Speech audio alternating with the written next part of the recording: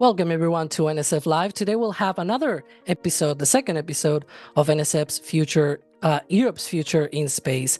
If you're around for the first episode, you already know the drill. This will be a series of episodes over a few months where we're going to talk with European industry officials live here on this channel so that you, the audience, get to know them better. At the same time, we're letting them have a space to talk all about the cool stuff they're working on for Europe's future in space.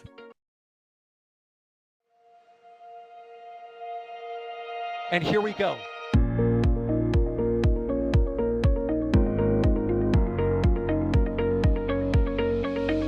have liftoff. Propulsion continues to be nominal. RCPA chamber pressure looks good. Doubling up. Roger, the planet. Water towers, fly! Yes! Tango down to nominal. Flight downside, SPD off. Bring in, SPD off. It's orange! R45! Oh my god! Oh my god! Decollage. Look at this! Put that in the big bag, Jingle. 343 unfolds to go. Indeed. We rise together, back to the moon and beyond. There's methane to be igniting in the flare, correct? Yikes. Keep that. Sure. We don't need any more of these.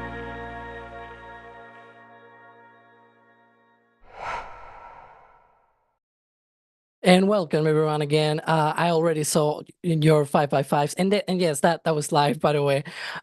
Welcome. As I was saying before, this is the second episode of Europe's future in space here at NSF. You already know my name. It's the guy with a long name here, Alejandro Alcantarilla Romera, also known as Alex. But you know, we also have here as our second guest of Europe's future in space, Christian Schmierer, CEO and co-founder of HyImpulse. Welcome, Christian. Thank you for the invitation and good evening to everyone. That's right. And, you know, as always, it's not just going to be us two. In the background, we're going to have DYs here as well, taking some of your questions in chat. Don't forget to add NASASpaceflight as usual, and we'll get those in the queue as normal, you know, for our live streams. Of course, we have our own sets of questions that, you know, we already have prepared that we actually gather from our members in our Discord server, by the way. So if you are a member, don't forget to get cap comment above to be able to get some of those questions submitted as well. But let's get down to business. I should say though, Jay Keegan is at the background. He's also being able to, you know, get all of this together. So hopefully, you guys give him a thanks in the chat as well. He's producing today, pushing all the buttons and pulling all the levers. But you know, Christian, one of the things that I always you know, think about when it comes to the European industry, there's usually the big giants, right? The established actors in the European sector. But you guys are a new company. I've read that spin-off from the German Aerospace Center, the DLR. How did that come from? Like, how did you guys came to be about? It's a good question. So it's also a very long story. So it actually started 18 years ago with my co-founder Mario, who joined a student group at the University of Stuttgart in 2006. And this student group was called High-End, so the high was already there because they also developed hybrid rocket engines at the university. And they chose the hybrid rockets back then for safety reasons because they tested on site at the university. And so already then they made the right decision that later led to foundation of the company. And in 2012, I joined together with the other two co-founders, Ulrich and Konstantin. We met all in the student group. We joined a bit later because we are a few years younger. And since 2012, we're working together, first on hybrid rocket ground testing, then developing our first student rockets with German Aerospace Center funding. We started then also our PhD at the German Aerospace Center. So we did this in parallel, PhD and student group. We set a world record in 2016, which was only broken recently by our successors in the same student group. The world record was for the flight altitude of amateur rocket using a liquid oxidizer. So we exclude the solid rocket motors because they're rather simple to launch high. And in 2018, then after this success, we founded the company because we saw a gap in micro launchers, not only in Europe but also in a global scale, because no one was using the technology that we deemed the best one for small and medium-sized rockets, and that was then the decision. There was maybe another dimension to the decision, which was, you mentioned already, there are the big incumbents in Europe, and to be honest, back then they were all still claiming Falcon 9 will never land and be economic while doing this. So if you are a PhD, you just finished your studies in 2017 and you're in Europe and you're motivated to do something new, working for one of the incumbent companies was not really interesting either. So it was more a natural decision. We never sat down together and said, okay, now we found a company. It was more like gradually over many years, we formed this decision and it came all by quite naturally. Yeah, I guess that, when you are able to get that access to the rocket, it's kind of like a driver force, right? That's at least one of the things that I've always heard. This amateur people that work with the smaller rockets, and then they have the itch to work on larger rockets. So, sort of like a bridge, kind of in between those. I see, like I have here in my background and also on your background. This is the SR-75. This was from Australia, right? Can you tell us a Correct. little bit about that one? It's a bit smaller, right, than our orbital rocket. Yeah, so this is our first rocket that we developed as a company. When we later dive deeper into the hybrid propulsion technology, I can explain the difference between this and what we did as a student team. The biggest change was changing the liquid oxidizer to oxygen and scaling it up by a factor of roughly 10. But the oxidizer change was the hard thing to do.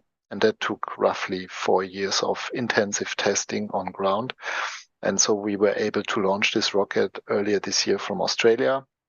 We had to shift the launch from the originally planned launch site in Saxaford in Shetland because not all the infrastructure was ready there yet. And within a few months, we shifted everything to Australia and set up everything there. So basically the field that you see behind me was still empty in March early March 24. And the spaceport did a lot of work very quickly, set up the pad and the rail within 2 weeks. And at the same time, our team was already there preparing the rocket. So in a total of 3 weeks, we arrived there and left again while doing the launch campaign, all the preparations and also the recovery of the rocket and the packing. And yeah, last week, the rocket finally came back to Germany. On the way there, we were very happy because everything went super smooth with the logistics and import-export. On the way back, we had some unforeseen stops and holes in the route. So the container with the rocket took a little bit longer and now arrived finally after 5 months on the ship back in our facility. And we're now analyzing the rocket after the flight. I hope you guys got a lot of data, of course, out of that. Ahead of that launch, though, like what were the things that you guys did to set up to develop the SR-75? And another question that I have, that this is personal for me, like why SR-75? Why that name? We are German, so we are very bad at naming. And It's okay.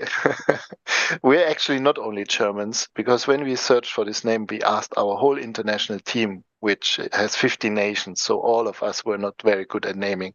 So we concluded to use a sounding rocket, which is SR, and 75 is the thrust of the rocket, which is 75 kilonewton.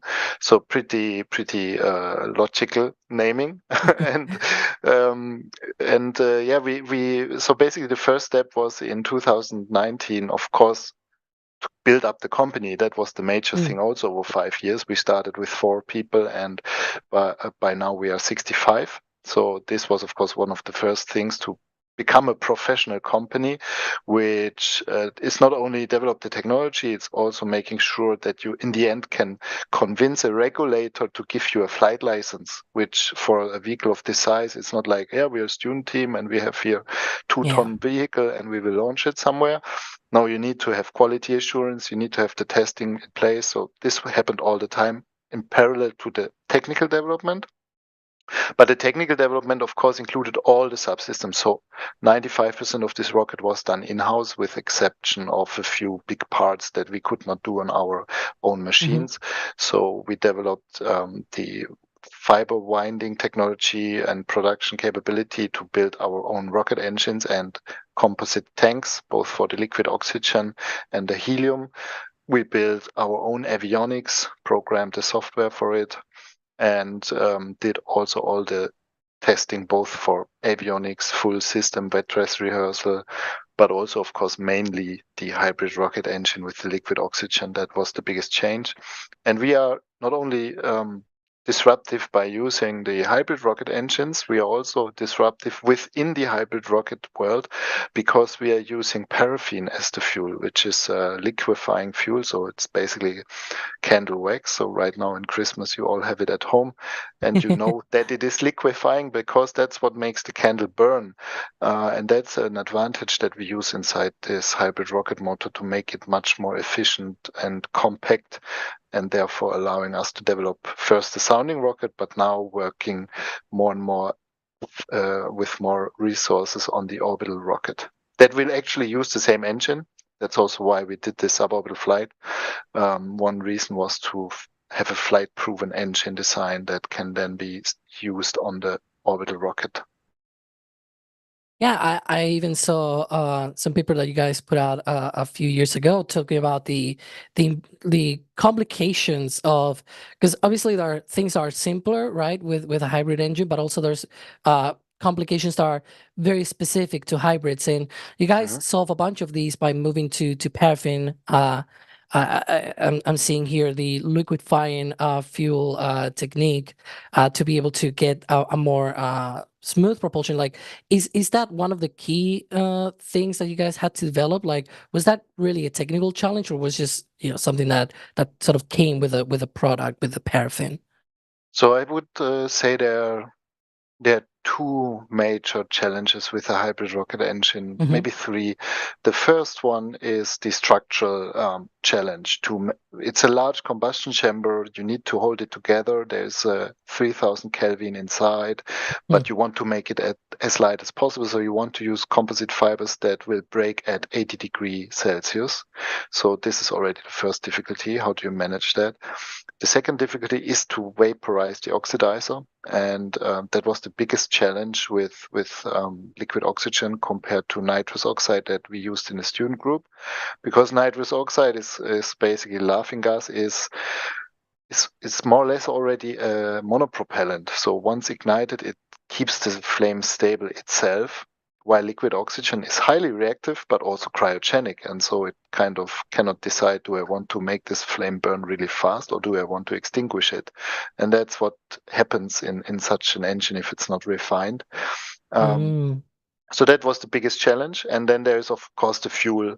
So the classical hybrid rocket fuels were, for example, HTBB, which is a chemical compound that you find also in solid rocket motors as a binder. And this is burning faster than other fuels like HDPE or other polymers, but it's still super slow.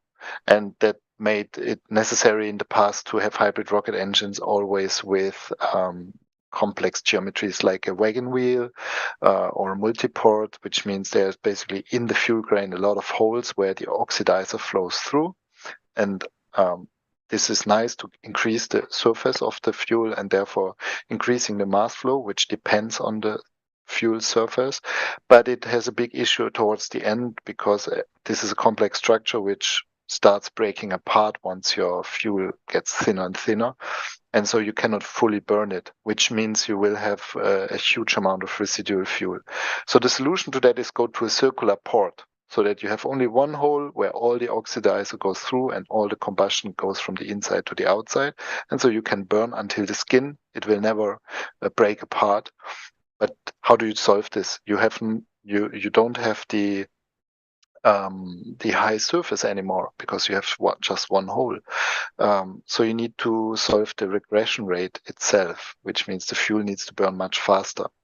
And this is where the liquefying technology comes in. So the paraffin fuel melts. It forms basically a liquid layer on the surface of the fuel. And this liquid layer basically forms waves and entrains droplets into the flow. And this is the solution to the high regression rate. By bringing droplets from the waves on the surface into the flame, you don't need to bring the flame to the surface. And that's the big change. So you reduce the necessary thermal heat exchange between the flame and the fuel to bring the fuel to the flame. And that is the solution that we did with paraffin. Now, pure paraffin is really brittle and very hard to use inside such an engine. Also, the manufacturing of a 4-meter fuel grain is not straightforward. So you need to refine the recipe for the fuel with additives. And you need to think about how to manufacture it, including what temperatures to use for the manufacturing, how to melt it, how to cool it down, how to solidify it again. And all of that together with the other two problems of injection of the oxidizer and also the structural integrity and design of the whole engine. That's the key difficulty. Once you have solved that, you have all the advantages of a hybrid engine, which are it doesn't explode. And it has the same ISP as kerosene because paraffin chemically is almost the same like kerosene. And the manufacturing is pretty simple. We just put the block of paraffin together and wrap composite fibers around, and that's it. So every time we look at 3D printing, because all other small launcher companies say, well, we have to 3D print, that's the solution to all our problems, we immediately dismiss it because it's so expensive for us. So we use only traditional manufacturing methods and composite winding, and with that we make a super low cost hybrid rocket engine that will really change the cost dynamics of a small launcher for small satellites. Yeah, I mean, I was sort of like following along with like the waves and the droplets. Like that's a really interesting way of solving that issue. I guess, you know, at the end of the day, everything is physics and chemistry, right? But definitely super interesting as well. Do you guys do the fuel yourselves? Like, does the paraffin come from somebody else, or like do you guys do all that work in-house as well? Yeah, we buy the paraffin as a raw material together with some additives. The fuel is still 95% paraffin, but the 5% other ingredients make a huge difference. And so we have a huge melting pot and mixing device in our workshop. And we melt and mix everything there and then cast it into the shape for the hybrid rocket engine, which in itself is one of the trade secrets how we do that. This is not an easy process because if you try it in the scale, you can melt a few candles at home and try to pour it in a big shape or something. It will always break apart while solidifying because it shrinks extremely. So to manage all this took also some time in this scale. When we still were in a student group and the scales were smaller, it was doable. But as soon as you go to a 3-meter paraffin with a 60 centimeter diameter, then it starts to get really challenging. And the paraffin as a raw material comes currently from the oil industry. It's a byproduct of the oil industry. And in the future, we want to use it from carbon neutral sources, similar to e-kerosene that's used for planes in the future. So there are already it's not called a factory, it's a fabrication site in planning and assembly in close to the Frankfurt airport, for example, where in the future they will produce kerosene for airplanes, but we can also buy our paraffin in the future from there and it will be carbon neutral. Nice, yeah, because I think for some of these rocket programs with ESA, right, they sort of ask you guys as well to have carbon neutral impact. So and that's that's always very good to have as well, that in mind. And yeah, one of the things that you mentioned about paraffin candles as well is your mission out of Australia was like this candle, right? And was that related with that, or was that Yeah, of related with? course. I mean, Yeah. Alan Shepard said this during his first, or shortly before his first flight to orbit. He said, "Light this candle. Let's light this candle." And for us, of course, it means also a lot because we are actually lighting a candle, and then, of course, it's also for us an important first milestone of having a launch as a company. Which is now basically one of a few launches that we planned with this rocket, but also testing already the engine for our orbital rocket. So yeah, there were many reasons why we choose Light This Candle, and it was a very suitable motto.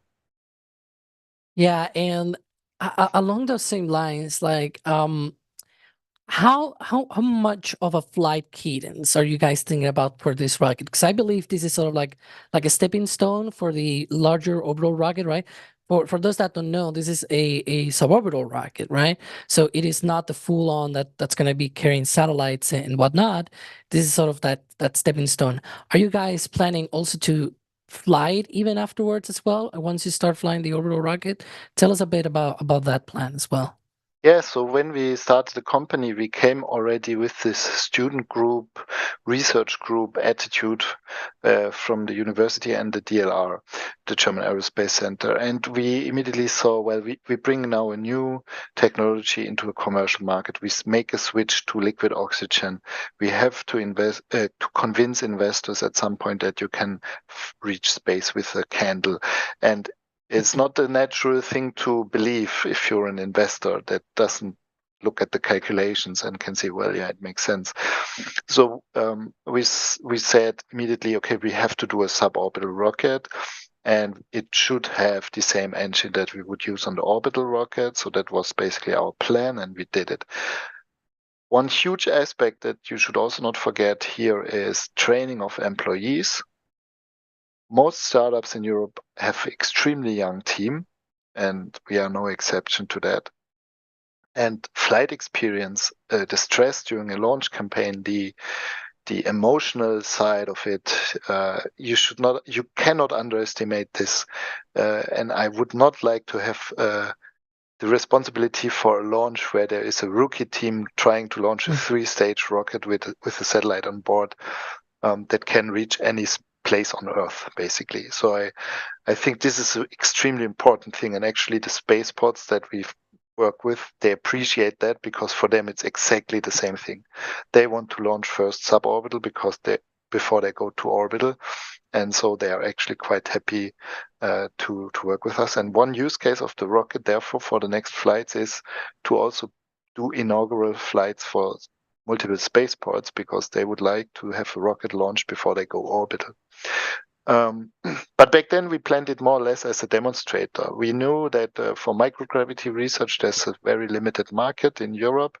And we could maybe launch like 1-2 rockets a year in this market. So it's a difficult business case. So we never wanted to offer the service for that. We wanted to sell the rocket to other operators like the German Aerospace Center itself. They are operating such rockets. S-Range in Kiruna in Sweden is a launch site where they operate this, and also Andoya in Norway. And yeah, that was basically the plan until recently, because now the interest for this rocket has gone up. And we have one more launch planned from the UK, from Saxaford, with some funding from the UK Space Agency, who wants to establish also a longer term suborbital flight program in the future. And then there is also a lot of technology testing that is possible with this kind of rocket. So you can test, for example, materials for supersonic and hypersonic flight. You can do microgravity research. I mentioned that already. But you can also test some payloads for space on a suborbital trajectory, for example, re-entry capsules that can do their first test flights with the suborbital rocket. So we have quite some customer interest, and it could be as many as 4 to 6 launches per year in the next years. Potentially even more, but that's what we currently plan towards. Now we will do a bigger upgrade to the rocket. So the rocket that you see behind me, it had a burn duration of 30 seconds, and it was not actively controlled. It was just aerodynamically stabilized, and that's why it's also having such a huge launch rail. The next version will have active guidance. It means we are still working on a technical solution, but it means it will be able to follow a predefined path of pitch, at least have a fixed pitch, which is very important for sounding rockets, because if they're aerodynamically launched like ours, they're very, very wind sensitive. And since our next flight is from the Shetland Islands, if you have ever been there, if you have not, maybe you should go there at some point, especially when launches will happen soon. It's very windy place. So to launch with an active rocket will be much more convenient also, but we can also offer much more diverse mission profiles with the active rocket. This development will, of course, take some time. It's also an important step towards the orbital rocket, because obviously the orbital rocket SL1 also needs active control. And so the next launch is happening in around 12 to 14, 15 months. So it will most likely be in the Q1 of 26 that the next suborbital flight will happen. And then actually will be shortly followed by the orbital rocket end of 26, beginning of 27. All right. Yeah, I've seen already some questions in chat. Maybe we can bring D here precisely about those launch sites, right? I think we have one of those. Oh. If not, you can bring whatever else you have. So it's okay. The first one I had already was Ross was asking what you would describe as the most unique selling point of HyImpulse's orbital launch vehicle as an orbital launch provider. For orbital launches, it's of course the case that the satellite customers do not care really about the technology. At least not it's not on the first top 10 list of things that matter to them. Maybe it comes on the 11 or 12. For example, the aspect whether it's eco-friendly or so could be interesting to some of them, but it's down the list. On top of the list, of course, the price. And that is where we make a difference with the hybrid rocket engine for smaller and medium-sized rockets. Because if you look at all the small launchers, I would claim that none of them is profitable, and I would claim that none of them will be profitable, and that all of them are moving, and you see this already in the US, to something else. They either develop a larger vehicle, or they have integrated services. So launch is just something to launch their own satellite program. For example, Rocket Lab, they launch not because they want to launch rockets. They don't make money with that, really. They launch their own satellites that they build for the customers. Or they go to bigger rockets, which in the US also everyone is doing kind of. Yeah, Rocket Lab with Neutron is one example as well. Firefly is also planning the bigger rocket. Relativity skipped the small launcher immediately and went to a bigger rocket. So it's something that we will see also in Europe, which is coming with the European Launcher Challenge. The European Space Agency is aiming to fund larger rockets in a medium size and heavy size. And so basically, the reason behind it is because liquid rockets don't make sense on a small scale. Because if you make something smaller, you reduce a little bit the material price, and you maybe can use smaller machines to manufacture the parts, but the complexity of the manufacturing, the complexity of the assembly of the vehicle stays almost the same. And so your price, if you reduce the payload by 90%, so you divide it by 10, you will never reduce the price by 10. The price will go down maybe 30, 40%. And that's why a a small launcher with a liquid propulsion system still costs 10 million in the production. And with us, that will change because we do not have the same parts that we have to manufacture. So our orbital rocket SL1 will have, for example, in the first stage, 8 hybrid rocket engines. That in itself will already, I have to say hybrid rocket thrust chambers, because that's the correct comparison to a liquid rocket engine. We have to compare the hybrid rocket casing with the thrust chamber of a liquid motor. And the hybrid rocket casing costs less than 40K right now, without any serial production or optimization of the production. So I think we can bring this down to 10 to 20,000 euro. A liquid thrust chamber, even with modern manufacturing, will cost much more than 50 to almost 100,000 euro in the manufacturing. So that's one part. But the most important saving is we have only one liquid. We have liquid oxygen that we need to feed inside the engine or in the thrust chamber. The fuel is already there, so we can save pipes and valves and tanks. But most importantly, the turbopump number is reduced. One turbopump costs, in the scale of a small launcher, between 100,000 euro and 200,000 euro. We need 4 of them in the first stage. Most of our competitors need, let's say, 18, maybe 16 to 20, depending on the number of engine. So if you say simplified, it costs 100K, then we pay 400K for the turbopumps on the first stage, while our competitors pay 1.8 million euro for the turbopumps on the first stage. And even if you say, okay, they have a higher production rate, so for them maybe it's not 100K but 80, and for HyImpulse, because the production rate is less, it's a bit more expensive, so it's 100. Even then, it's still, they cannot catch up to the numbers are more decisive than the production scaling and then cost scaling. And of course, we still want to launch 50 times or more a year, so we will also have the numbers. And this is something that you cannot change on a liquid rocket.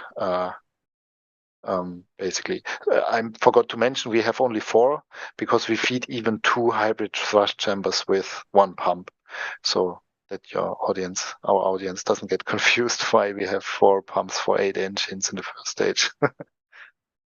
Awesome. And then Hazelnut was wondering if you can just give a sort of size comparison to existing rockets that our audience might be a bit more familiar with, or Yeah, so payload-wise, the orbital rocket will launch in its first iteration up to 600 kilogram. I think Rocket Lab is up to 200, 250 maybe. So it's more than double the size of an Electron rocket. On the lift-off mass, it will be around 50 tons.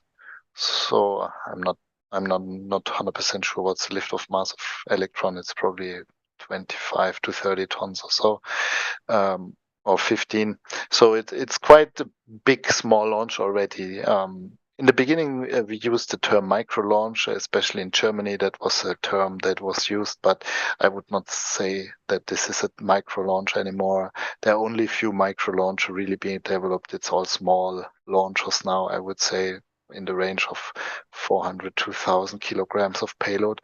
And the suborbital rocket that you see behind me, it had a diameter of 60 centimeters, so that's 1 engine diameter, and it was 11 meters long. And the orbital rocket will then have a diameter of 2.2 meters and will be 30 meters long. So quite big also compared to our first rocket that we launched. So it will be a massive scale up, both in the mass, but also in the external dimensions. Yeah, that is a render of that one. And you guys are using that SR-75 rocket as a stepping stone to that big one. Can you tell us, like, you've already talked a little bit about that, but sort of like a rundown, quick summary of the things that you know, like the 3 stages you mentioned, right? What's the technology on that bigger rocket? Yeah, so the bigger rocket will have 3 stages. We are working on the first and second stage with a hybrid rocket engine. The third stage will have an upgrade. It will have a liquid upper stage. The reason for that is that the hybrid rocket motor in the upper stage is difficult because it's so long. So you either have to build the stage around the engine, or you have a very long, skinny stage. And we had a design that worked with the upper stage around the engine, which means either toroidal tanks for the oxygen or long cylinders, several cylindrical tanks for the oxygen. And it works, but the problem that we want to solve is that this has a relatively high structural mass. So that's also why we will be able, with the new design, to boost the payload performance probably by 30 to 40%. It's not yet fully defined. That's why I cannot say the number, but if to a very low Earth orbit, before it was 600 kilogram, now it will be up to almost 800 or 900 kilogram. And to the SSO orbit, which is more relevant for us, it will, until now was 400 kilogram, and in the future will be up to 600 kilogram that we can launch into this SSO. And if we then compare the sounding rocket to that orbital rocket, then of course the liquid rocket motor development that we are doing with partners is the biggest change. But also other things like the fairing, which for now was just a nose cone, a fixed one, not one that can split open. Then the stage separation mechanisms. We had already, the nose cone had kind of a separation mechanism. So we have some previous experience, but because of the sheer size and mass of orbital rocket stages, it will be still a new product or new component. And one big thing is also thrust vectoring, where we are having a design which will be tested in the next 12 months on ground. And on the software side, then of course the rocket now was not actively controlled yet. However, it had already the GNC algorithms flying. So we did already first tests with the GNC algorithms, and now we need, of course, to complete those algorithms with all the necessary testing that is also then relevant to get a flight license to be able to reach orbit safely with the orbital launcher. So then, if I'm understanding correctly, what you're saying is that you're just taking this smaller rocket and just doing all sort of shenanigans with it, just to learn how to then do the bigger rocket, right? You mentioned the TVC and everything, all of these upgrades. Like, that sounds very at least to me, it kind of sounds like it makes sense to do something at this scale and then step up to that orbital rocket. You mentioned about the different capacities and the performance of this rocket, though. That'll change depending on the launch site, right? And I know you guys have rather decent amount of launch sites in mind. Can you tell us a bit about those? Yeah. So the performance into an polar orbit, which is the orbit that 95% of our customers want, does not really depend a lot on the launch site. So we did some studies, and whether you launch from close to the equator or from close to the pole, it's almost the same, which surprised us a bit, because the literature standard was that from a launch site closer to the pole, you will have more payload in a polar orbit. But we have some reasons why it's not that the case. And for the other 5%, you cannot launch from S-Range or Saxaford or even Southern Launch. You need to be at the Guyana Space Center or equivalent to be able, with a small launcher, to reach orbit. So we are focusing mainly on the Saxaford spaceport initially. It is the closest to us. We are already testing our rocket engines on the Shetland Islands, so we are familiar with the industry there. And we will do now our suborbital test flight in 12 to 14 months from Saxaford as well. And like I said, we can cover 95% of customers from there. Then market right now in Europe is crowded which means Saxaford has 5 customers, more or less. There's HyImpulse, there's Rocket Factory Augsburg, Orbex recently announced to launch there. Then there is Latitude from France, and Skyrora is still in the talks. ABL dropped out because they decided to stop launching Orbital. But there are those 5 at least that want to launch from Saxaford. So Saxaford right now has a launch license, a range license to launch 30 rockets a year. So if you divide it by 5 and you assume that in 5 to 10 years all 5 are still there, you would have on average only 6 launches per company, which is not enough for us. So either some competitors drop out of the race, or we need a second launch site as soon as we reach the 6 to 10 launches. And that's why we plan also the other launch sites.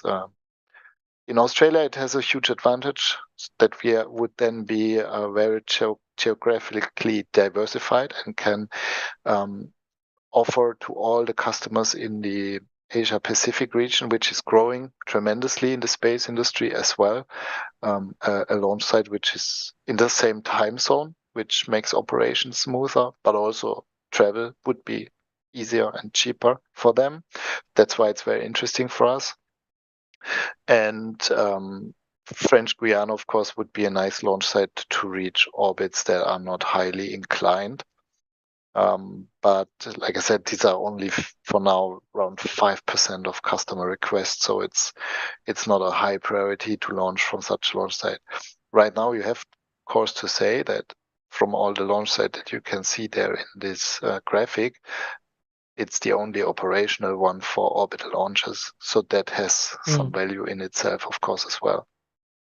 I wanted to ask, because I'm curious, like, is there any more else, like any more launch sites that you might be looking at apart from those on that graphic that might be piquing your curiosity? Yes, of course, there are many that we are in contact every now and then.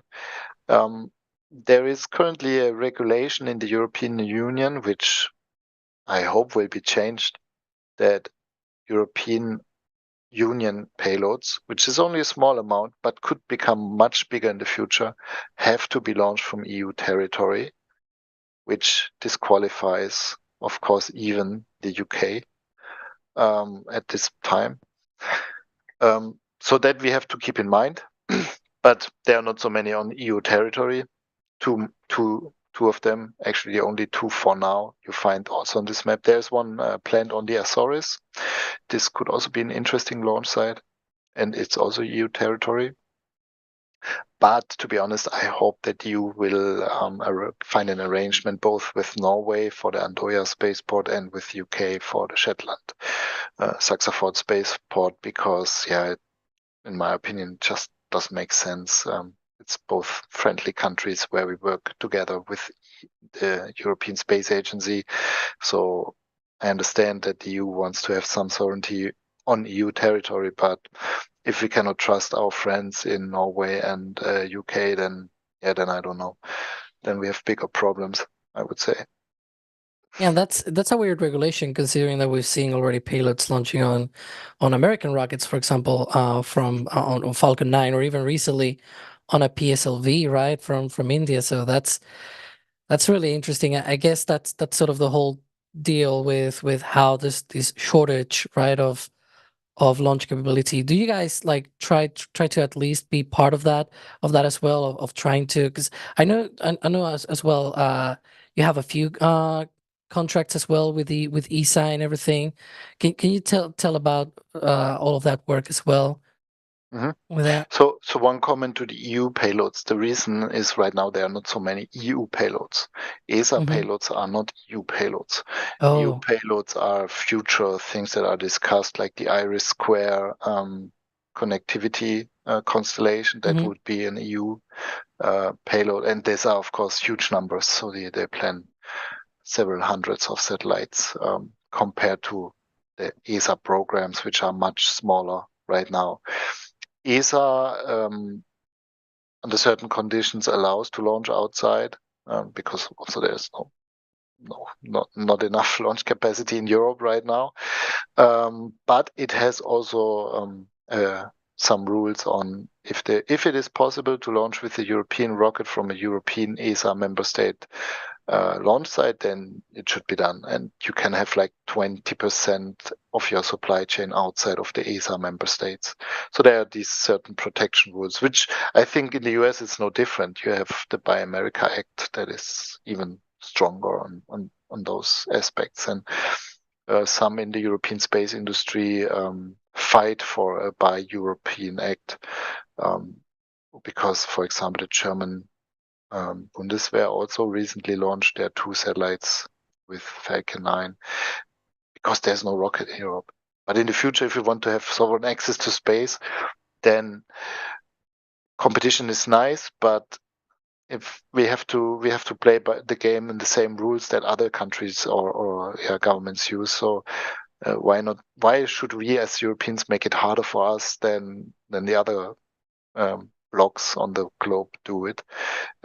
So we have to be a bit more realistic, I would say, and not idealistic when it comes to things like this. We are working, of course, with ESA in the Boost program. We recently announced that we receive 11.8 million on top of contracts we had already. So we are well funded from the European Space Agency. The European Space Agency, of course, is managing funds that is contributed by the member states. So here we have now the largest contribution coming from Germany, which is maybe not surprising as we are based with our headquarters in Germany.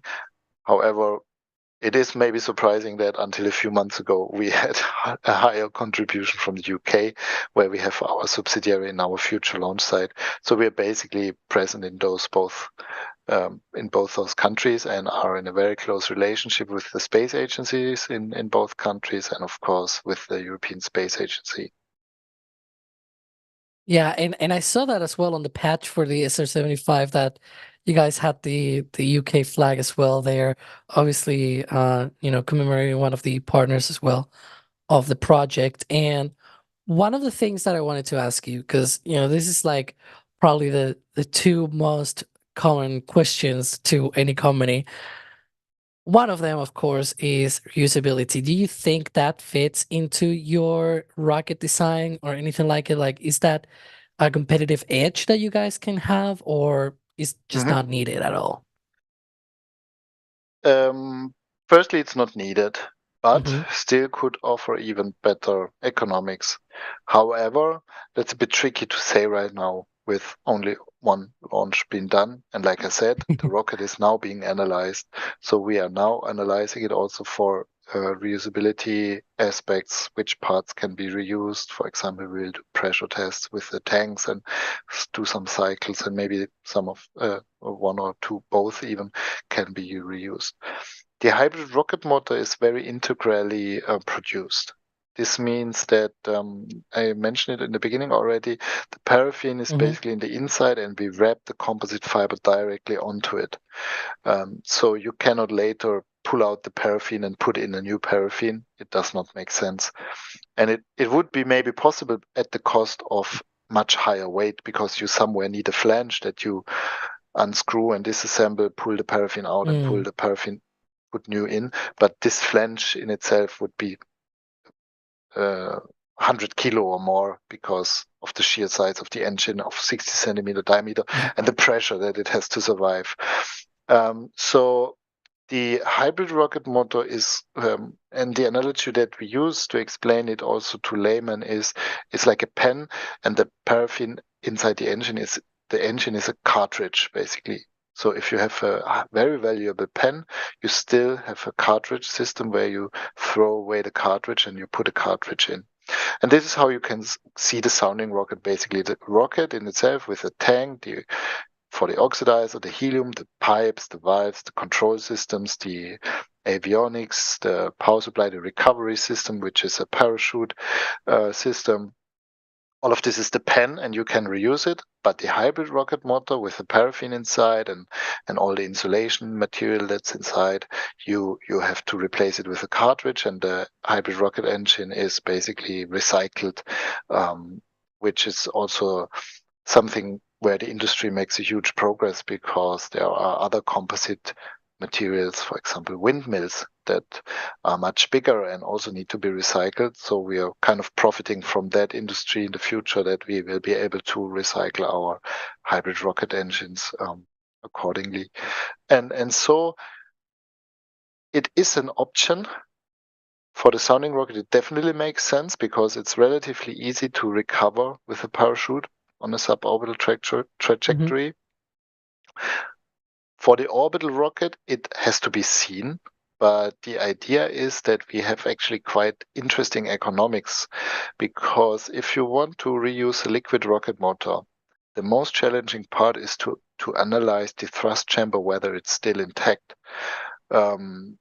Because you have the cooling channels where it's not so easy to look inside. You have high heat loads in the thrust chamber, so this is where the material will see the highest loads. So if a part fails after reusing it, it should be the thrust chamber because it has the highest material loads. And we just replaced this part.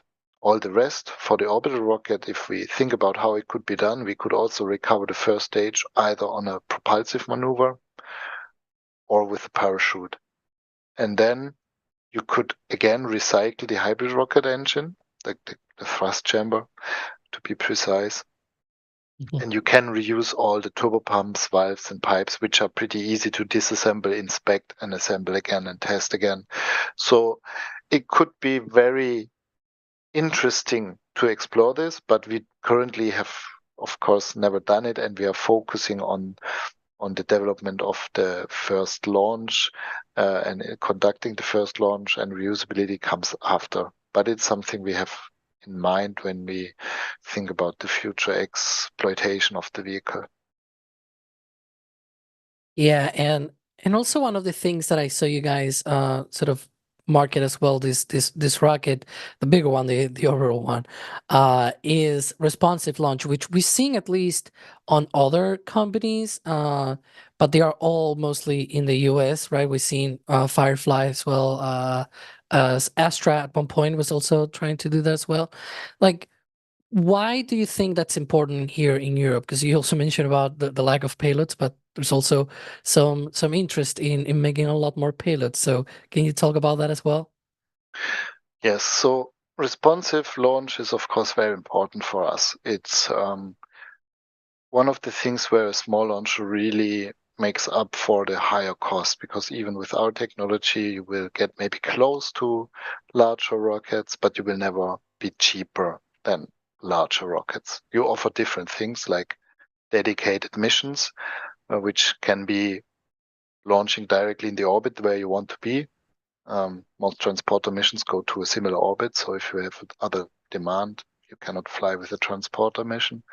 But the other aspect is, of course, launching responsively within a few hours, days.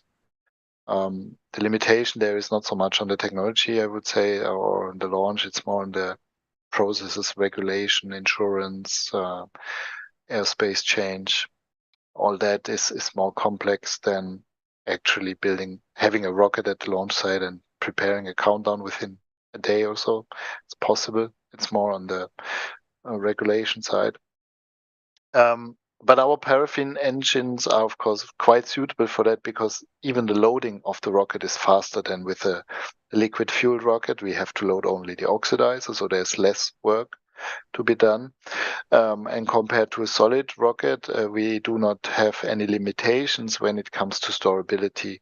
So there are certain launch sites, they can only store 20 tons of solid propellant, or I don't know, even less. Some of them, for the suborbital rockets, for example, it's a huge issue to store those engines. And the paraffin, you can just store as much as you want. So one idea is, of course, also to be able to store a few rockets and have them on stock if a responsive mission is needed. Another aspect is that liquid oxygen is available in all launch sites. So if there's really demand for responsive space in Europe, we can also develop mobile launch sites, because we can go anywhere. We will find liquid oxygen somewhere in the industry. The fuel is already inside the rocket, so it's much easier for us to change launch site than to a liquid fueled rocket. Yeah, so responsive space is very important. Right now, the demand side in Europe is a bit undecided. We have, of course, not the same budgets for defense and space like the US. So it's not like the German Bundeswehr will do 5 demo missions in the next 5 years. They maybe do 1 in 10 years. We will see if this changes now with Donald Trump taking office again and forcing the Europeans and the NATO countries to spend more on defense. Then actually responsive space might be something of interest, because it has not only this aspect, it has also economic benefits to do launches and do them with domestic capabilities. But if there is demand, then we can, of course, serve it. And I think there will be. It's just right now it's a little bit undecided. Is it a German thing? Is it a UK thing? Should it be under NATO or European defense agencies? Or who in Europe is really responsible for responsive space? Yeah, no one wants to take the lead. On the other hand, maybe they are just waiting until the first rockets are launched successfully, because then for them the decision and risk is much less than if they would now decide for someone who in the end will not be launching at all. Yeah, and I read that apparently this responsive launch capability is sort of like 72 hours. I believe other companies are trying to target different times. What drove that decision of 72 hours and not, say, like, for example, 24 or 48 or something like that? Yeah, for now, like I said, it's not really a technical thing. If we could also claim we can claim 8 hours. I don't know. I mean, if the interface to the satellite is standardized, and if you say this is for responsive missions, you come always with this 20-inch connector ring plug, and you have 2 power outlets and some data or whatever. Yeah, it's not rocket science actually to put the satellite on the rocket. And the rocket could be stored at the site, and then you have a countdown of 3-4 hours maybe. So the problem will be the regulation. How can I get the license in 8 hours or in 24 hours? Right now, the time for a license in UK is 18 months. So 9 to 18 months. So the first step is to bring this down to 9 months. And then the next step will be to bring it down to 3 months. And of course, all of these government institutions need to work together. So if the military says, okay, we want to do a demo mission with responsive space, then they need to go to the regulator and find an agreement with them. And I think in the beginning it will be easier to have like 72 hours, because you need to close the airspace. And we hope there will be no actual war situation. So it will be a normal day as usual, and we will have to close the airspace, and they don't like to do that with less than 72 hours notice. And so this is just a reality. It's not technically limited. And then we just use, because in Europe no one sets any boundaries or constraints, we just looked over the ocean and saw what the US was asking. And Firefly was doing this 72 hours mission. So we decided to work on this for now, knowing that our technology would allow even quicker launch, and that the limitation is more on the logistics, operations, and the regulation mainly. Yeah, it makes sense to first work with sort of what you have, right? And then try to get that shrunk down to shorter and shorter times. I'm gonna go to D, because I believe we already have a few more questions in the chat, right?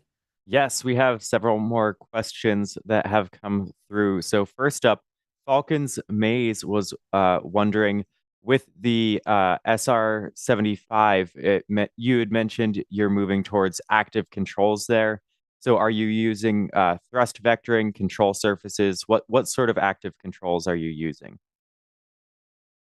So we are working on active control of the thrust vectoring, because this is what we are also using on the orbital rocket. But it's not yet 100% decided that this will also be the one that we use on the suborbital one. So that's why we are launching only in 12 months because there have to be some decisions still to be made to find the best solution, because right now we know that the sounding rocket will become a product of its own. We have customer demand for it.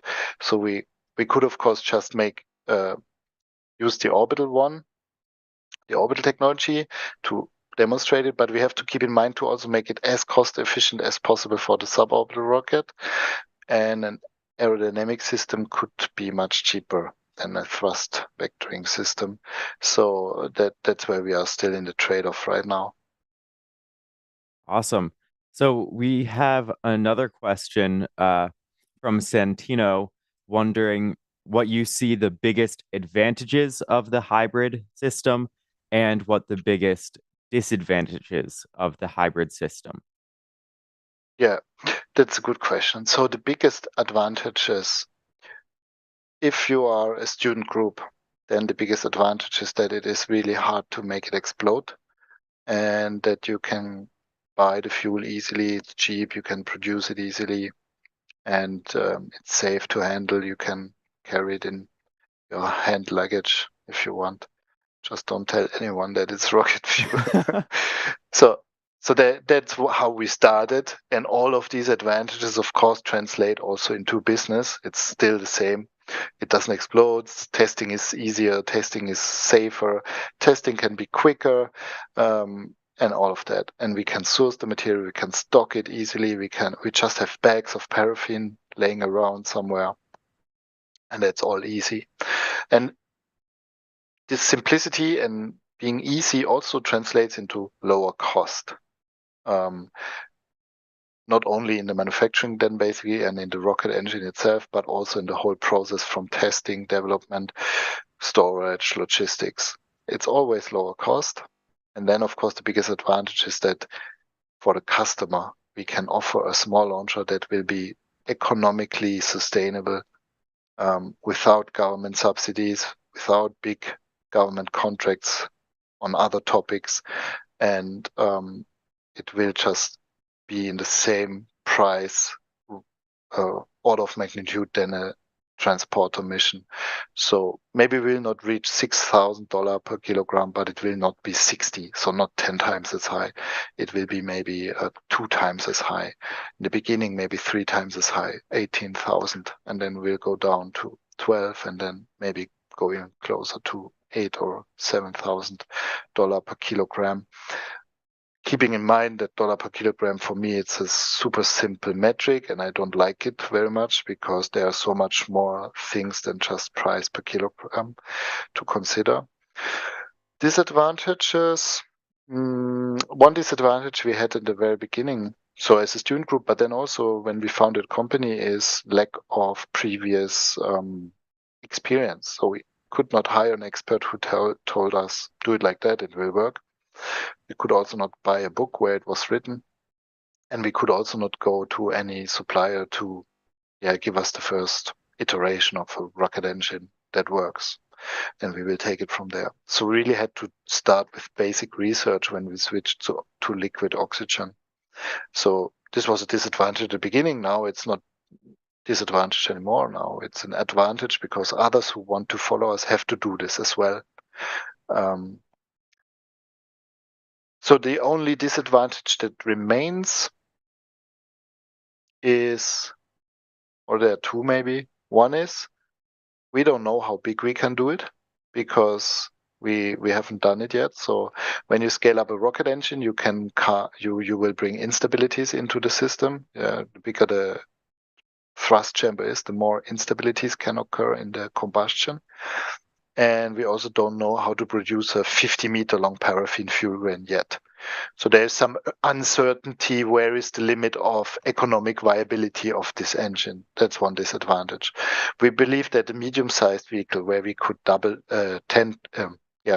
scale the thrust by a factor of 10, this is still doable. Scale the thrust from where we are now to a factor of 100, physically possible, but does it make sense? I don't know.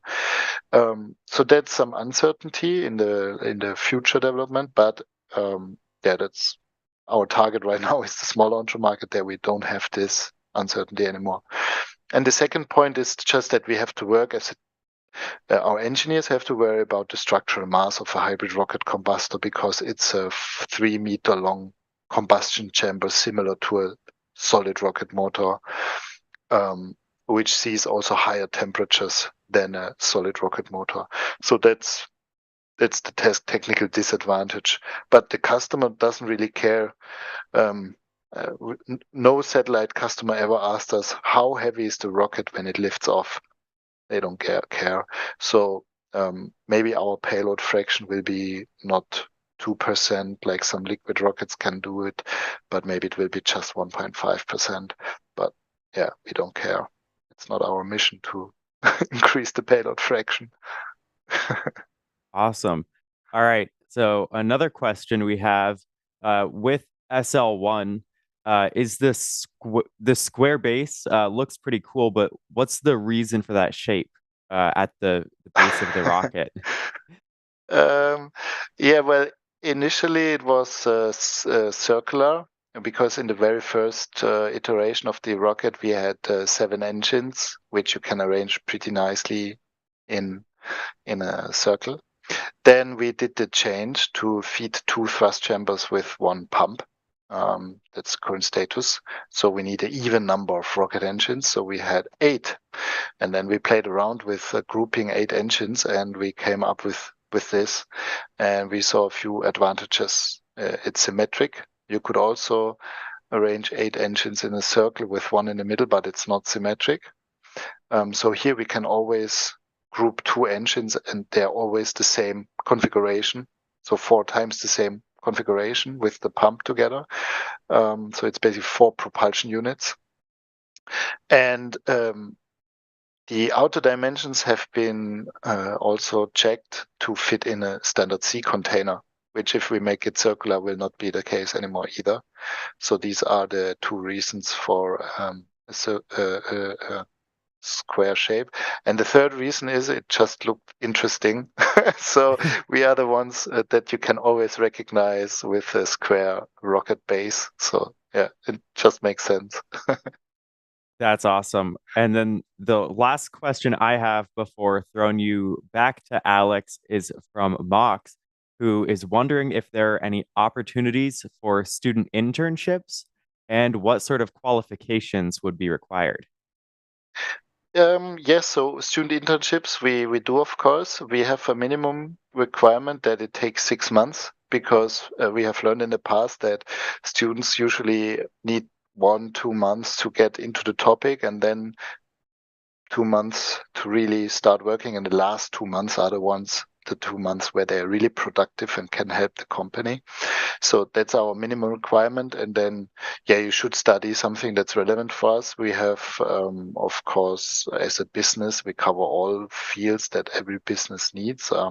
But the most interns we have are, of course, aeronautical engineers, space engineers, and engineers in general. So, but yeah, you can also apply. We also look for marketing interns or business development or, yeah, well, we never had an accounting intern, but why not? You can try it.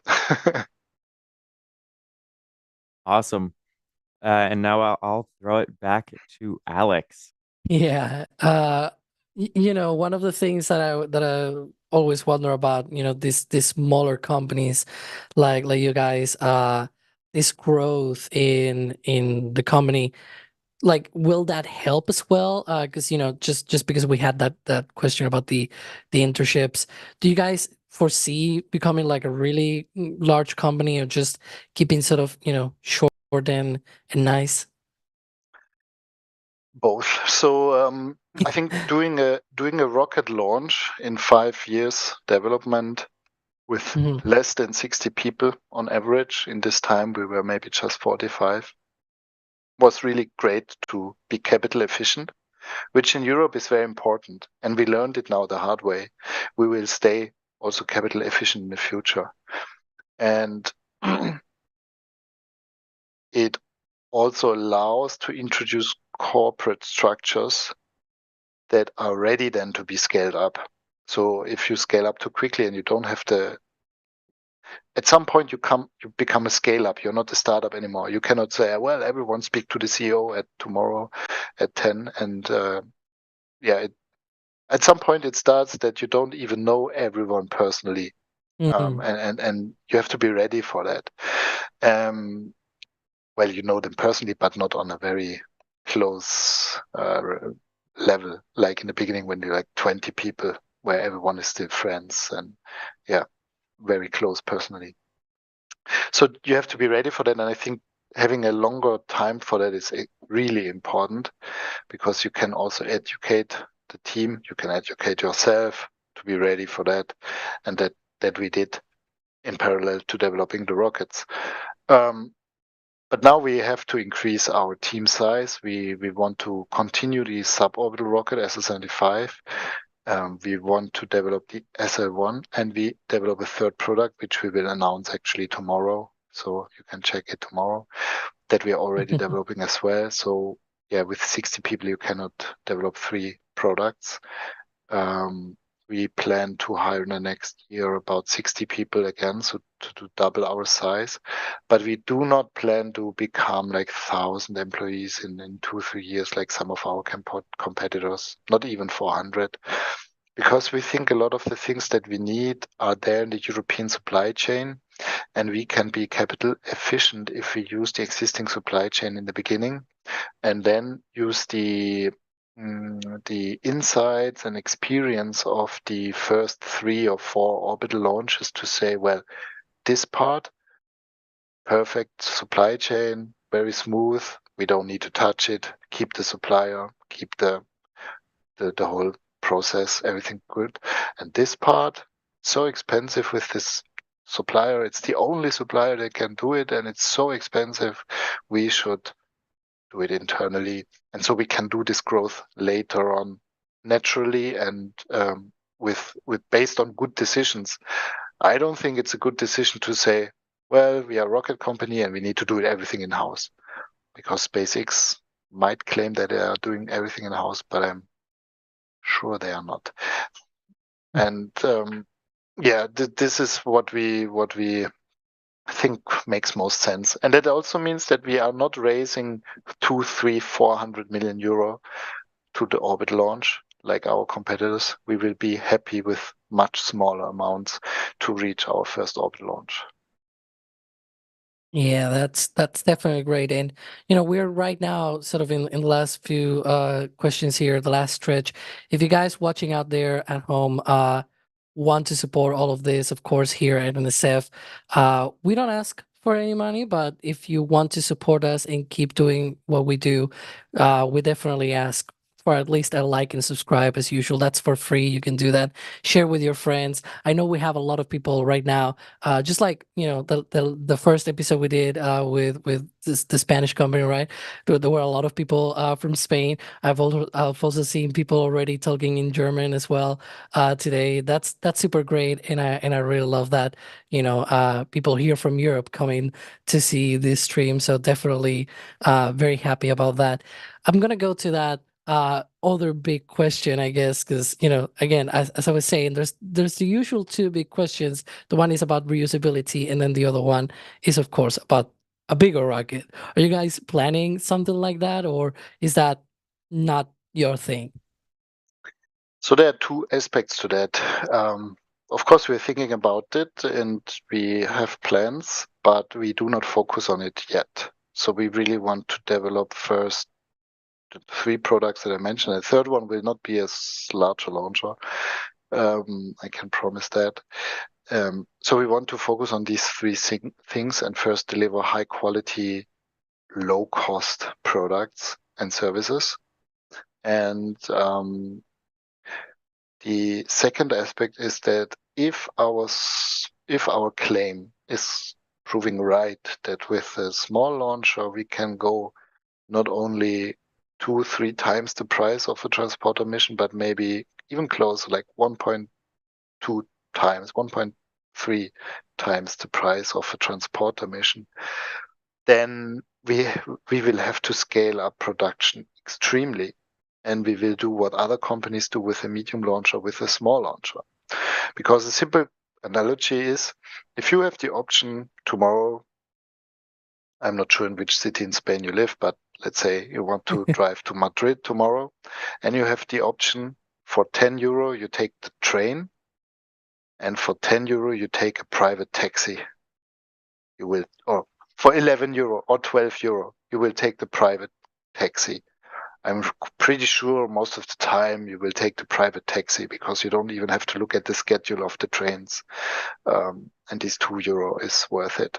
And so if our launch price for 100 kilogram satellite is just 10%, 20, 30% more expensive than a transporter mission, they will of course choose us because they don't have all these issues with the other customers on board and with SpaceX company. I'm using SpaceX here as an example. Of course, could be any large rocket. Yeah. Any large rocket provider calls them a few days before, maybe 2 months before, and says, well, we launched this inclination and this LTAN on this date. You have to bring your satellites in 3 weeks. Is that okay? Do you want to join or not? And then they have to say yes, because right now there's no other option. But if there's another option, they can say, I want to launch from Shetland or from Australia. I want to launch on the 1st of February, and I want to launch in this exact orbit with this and that payload, and we need all your rocket, or we need 70% of your rocket, and you can fill up the rest. Then they will do it if it costs only 10% more, 20 or 30% more. Right now, that is not possible. So all small launches cost much more than just 30% more. And that's because they cannot scale the technology in a way that makes it much cheaper. And if our claim is right, then we can actually capture some of this market with a small launcher, which would mean, I don't know, then we are in the hundreds of launches as well, just like a Falcon 9 itself also does. And if that's true, then we actually do not need to develop our own medium launch vehicle.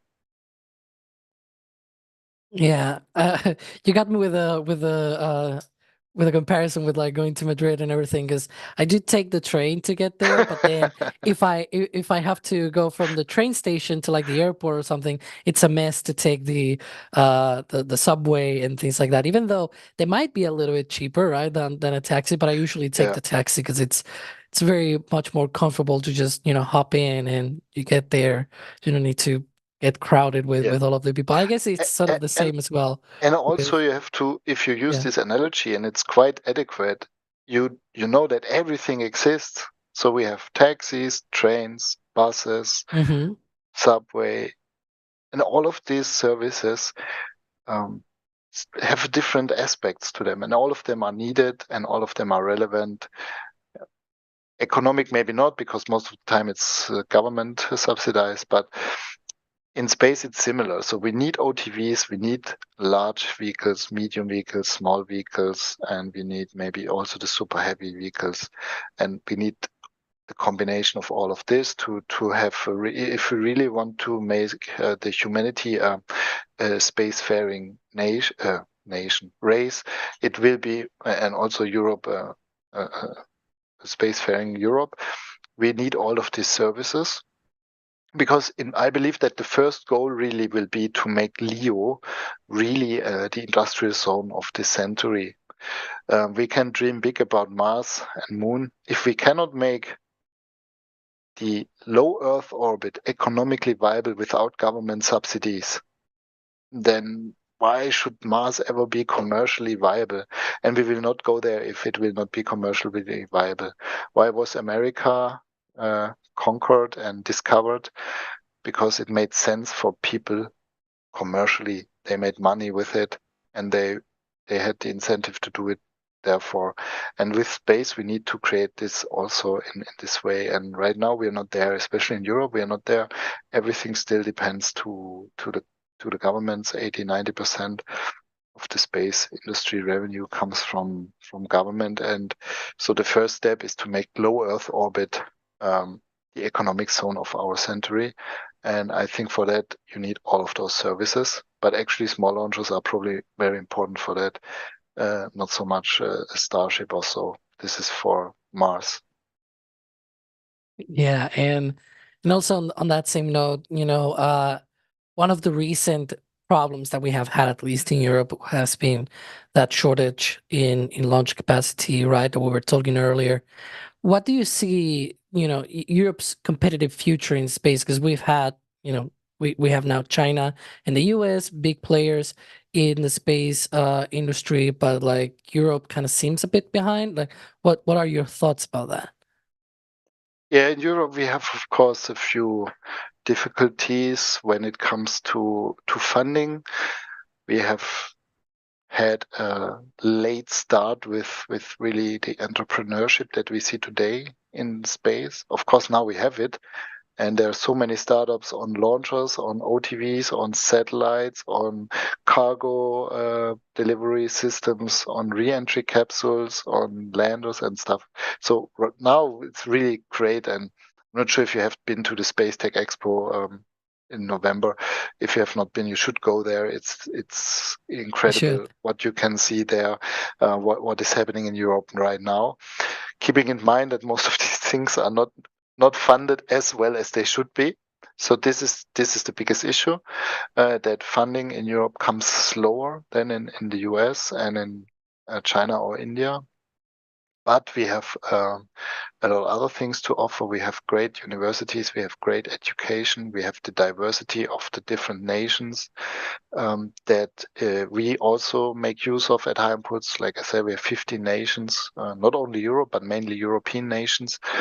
And if we make use of these benefits that we have in Europe, then we can overcome some of the hurdles that are on the funding side, but that are also on the political side, with EU, ESA, individual member states that all play a role in that. So we have to juggle these difficulties and still make it, because what's the alternative?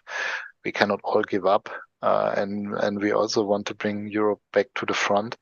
But now, in the next 5 to 10 years, we need to make sure that the distance doesn't increase. And that's where we're working on, so that in 5 years or 10 years, we are at a place where we can start on working on reducing the distance to some of the other power blocks on the world. Yeah, and that is precisely what we're doing, this whole series of interviews, right? Trying to get a bit of that insight of all of these emerging spaceflight industry in Europe. And it was definitely fun to have you, Christian. And you guys watching out there, this is all thanks to you guys, members, and of course the support from our launch directors and flight engineers. That you can see many names as well. You probably need even reading glasses for that, because it's getting even larger as we go here and we grow. And also thanks to Dee as well. They've been out there in the background taking all of your questions in the chat. Thank you, Dee. Of course, always happy to help out. And thanks, of course, to Jay. He's been in the background, also pushing all the buttons and pulling the levers, producing this show. Also trying to get in contact as well with this company. So shout out to him, because he's been quite great on that. And thanks as well, Christian, for being today on the show. It's been a pleasure to be able to know a bit more about HyImpulse. Thank you very much. It was also a great discussion for me. And everyone can follow us on our social media and watch out for the announcement tomorrow. And then, I hope we get a lot of applications now to our open positions in the next few days. I'm definitely going to be tuning in to that, announcement, keeping track with that. We usually feature you guys as well on. We have this weekly show, This Week in Spaceflight. We often have news about HyImpulse and all of these other European companies. So definitely looking forward to that. Also the launches as well. That upcoming launch. Hopefully, you said 12, 14 months, right? So we're gonna try and get that as well. And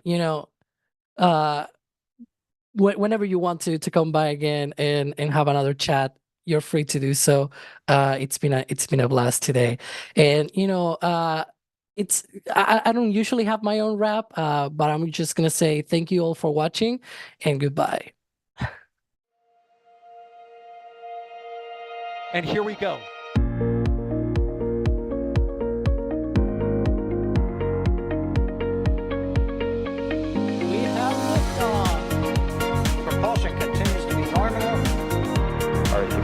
pressure looks good. Following up. Roger, Atlantis.